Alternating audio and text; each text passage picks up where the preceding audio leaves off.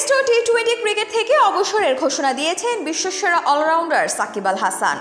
ভারতের বিপক্ষে কানপুরে টেস্টে মাঠে নামার আগের দিন সংবাদ সম্মেলনে এই ঘোষণা দিয়েছেন সাকিব।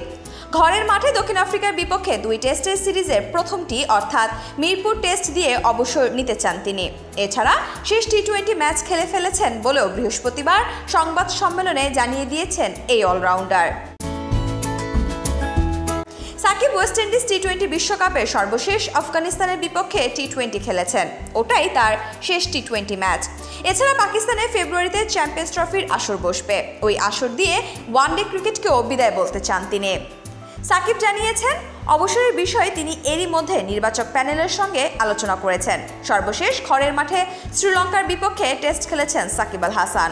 এরপর দেশে ফেরা হয়নি তার, তবে দেশে ফিরে নিরাপদে দক্ষিণ আফ্রিকার বিপক্ষে টেস্ট খেলে অবসর নিতে চান বলে উল্লেখ করেছেন।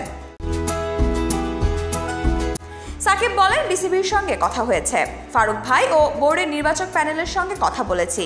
যদি সুযোগ থাকে, আমি যদি দেশে গিয়ে খেলতে পারি তাহলে মিরপুর টেস্ট হবে আমার জন্য শেষ।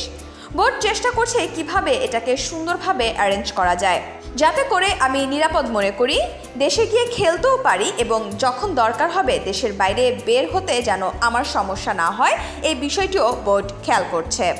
টি-20 অবসরের বিষয়ে সাকিব জানান, ভবিষ্যতে ফিট মনে হলে খেলবেন, তবে আপাতত আর টি-20 খেলছেন না। উল্লেখ করে সাকিব বলেন, টি-20 নিয়েও আমার নির্বাচকদের সাথে কথা হয়েছে। আপাতত সিরিজগুলো নতুনরা খেলতে থাকুক, সুযোগ পেলে ফ্র্যাঞ্চাইজি লিগগুলো আমি খেলতে থাকি।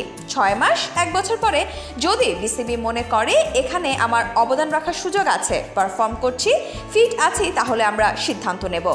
এই মুহূর্তে আমি টি-20তে নিজেকে দেখছি না, মনে হয় শেষ টি-20 খেলে ফেলেছি।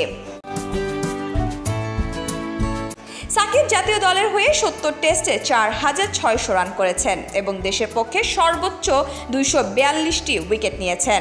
টি-20 খেলেছেন 129টি। তার ব্যাট থেকে এই ফরম্যাটে 2551 রান এসেছে এবং 149 উইকেট নিয়েছেন।